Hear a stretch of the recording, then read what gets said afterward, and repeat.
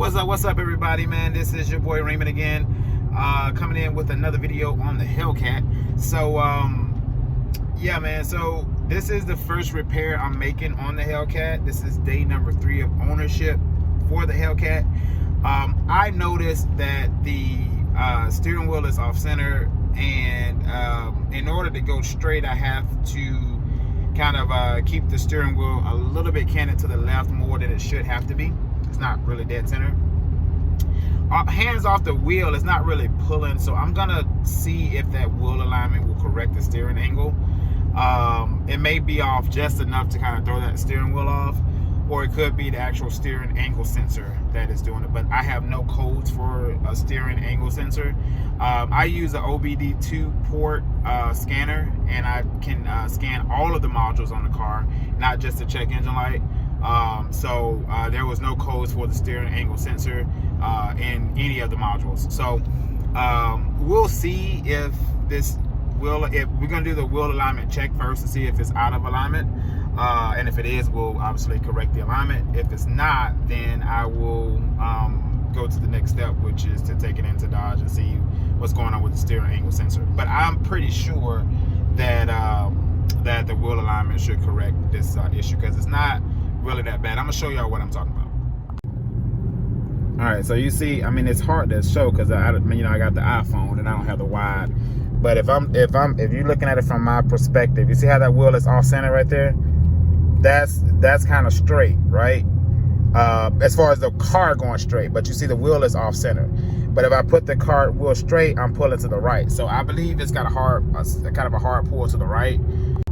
So we're headed to Goodyear, and we're gonna let them check it out. That Goodyear, for all of y'all, if you don't know whether you got a Hellcat or not, Goodyear does the free wheel alignment check. So, you know, if you suspect your wheel alignment being the issue, you can do the free check and see what happens, what come about. So we're headed there now. So I'll check in with y'all when I get there, and we'll see what they determine to be the issue. So I'll see you in a bit. And before we get there, I want to say one more thing. It is very, very important to check for wheel alignments if you suspect it, because like right now, this car has brand new tires.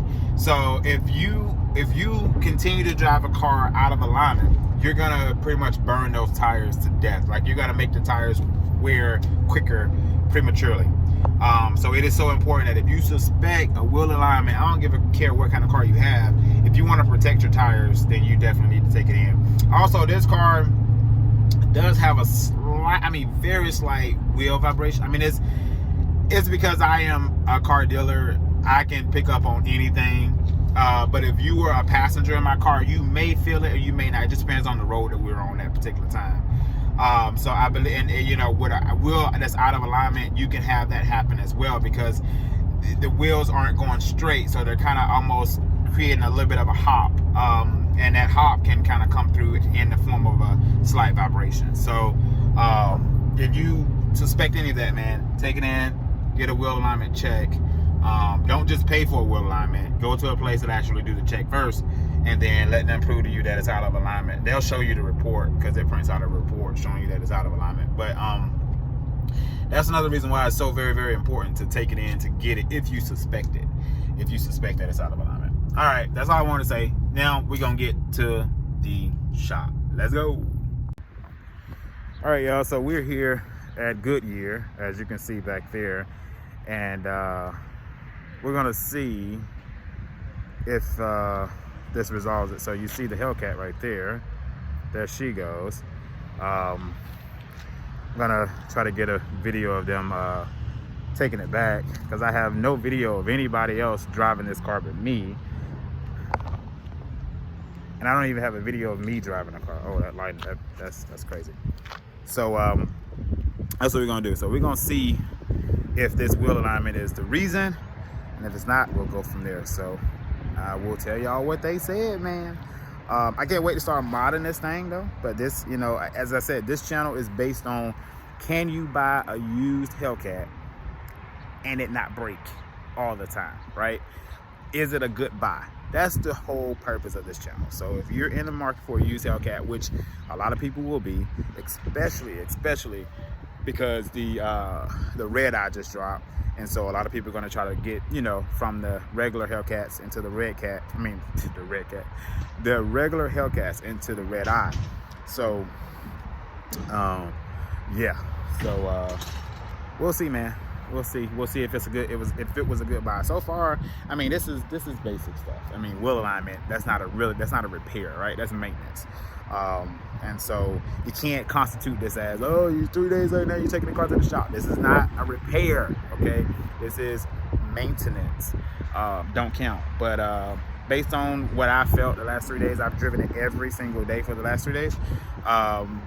Is I don't foresee any repairs.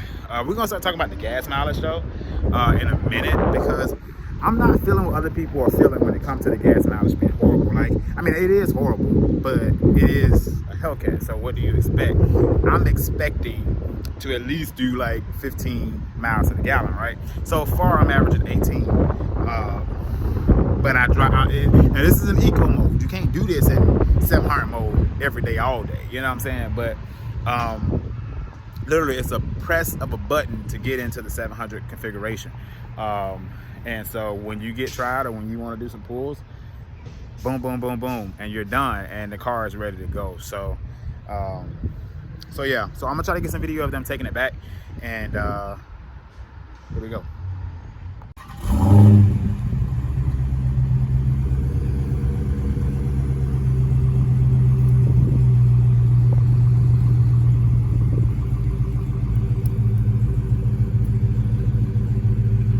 You better not burn out in my shit.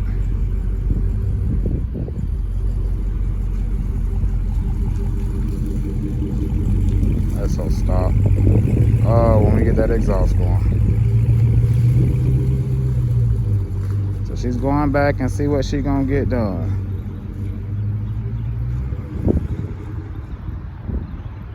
A few moments later. All right, so we just left Goodyear, and yes, the wheel alignment was off. It was off by a lot.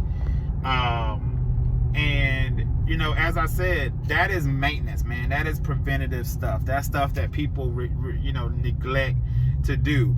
But because I want to give y'all the raw, I want you to know that, you know, I mean, pretty much any car you buy, the chances of the car being out of alignment is probably high, because a lot of people don't even get their wheel alignment checked. Only thing they do is oil change, tire rotation, right?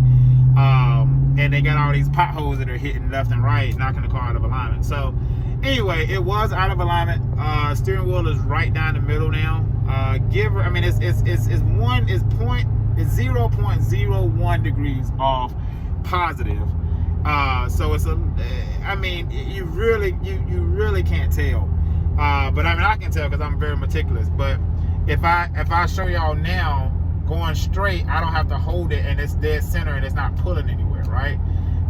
That right rear camber, though, we were not able to get it zeroed out.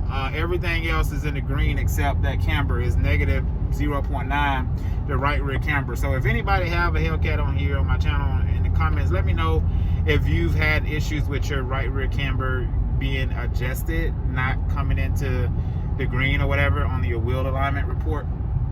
But besides that, the car rides good. I really can't tell too much of a difference in the ride quality as far as I mean, again, as I said before, the vibration in the tires were really minimal anyway. So I personally cannot tell a huge difference in that, but I can tell a huge difference in the steering angle.